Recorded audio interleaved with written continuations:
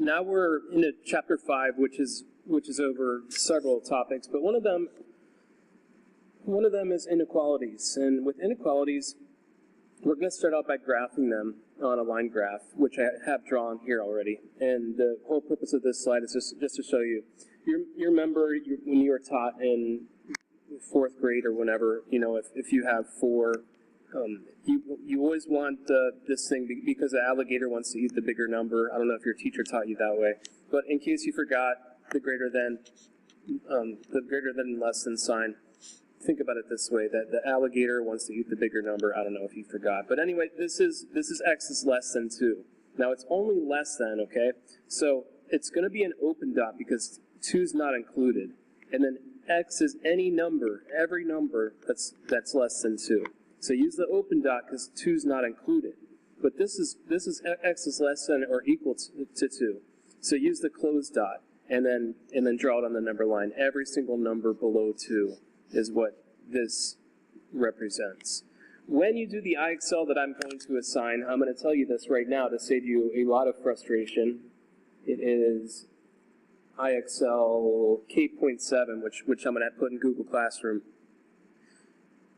You have to click on the number line twice to get the open dot. Okay, so it took me a little while to figure it out. So just so you know now, I want to save you a little frustration by telling you that.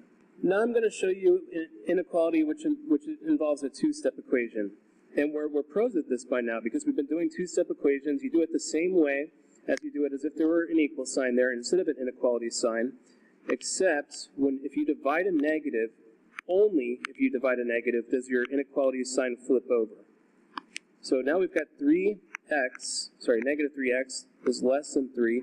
If I divide negative 3 on both sides, then the inequality sign is going to flip over, and we've got x is greater than negative 1. And if I were to graph it, it would be, it's not including negative 1, so here, it's going to be an open circle, and because x is greater, then it's going to include every number greater than 1. So you'd shade it in like that. And I know that's ugly, sorry, but I think you get the picture. Now I'm going to explain why the inequality sign flips over. It's important when you're doing math to understand why, instead of just memorizing the steps. If I add 3x to both sides, I wind up with this. 1 is less than 3x plus 4. Now I'm going to subtract 4 on both sides, and I get negative 3 is less than 3x, or 3x is greater than negative 3. If I divide 3 on both sides, I wind up with x is greater than negative 1. Look, it's the same thing. I can rewrite it from left to right. It's the same thing. We get the same answer. Therefore, if negative x is greater than 3, then x is less than negative 3. So now just pause the video and try this problem on your own. Now I'm going to go ahead and solve it. So I'm going to start out by distributing the negative 3, and I get negative 3x. Negative 3x minus 12 plus 6 is less than 24.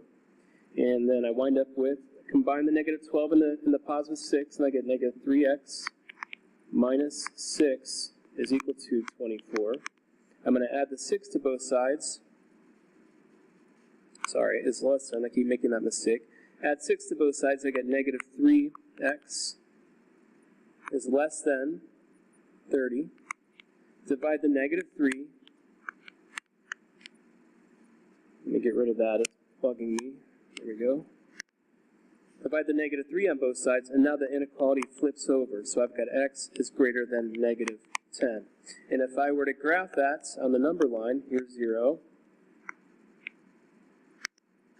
Sorry, my pen tool is having issues here. Okay. There's 0. There's negative 10. I'm going to use an open circle because it's just greater than and not greater than or equal to. And I'm going to color in over this way. I'm going to use green so you can see it better.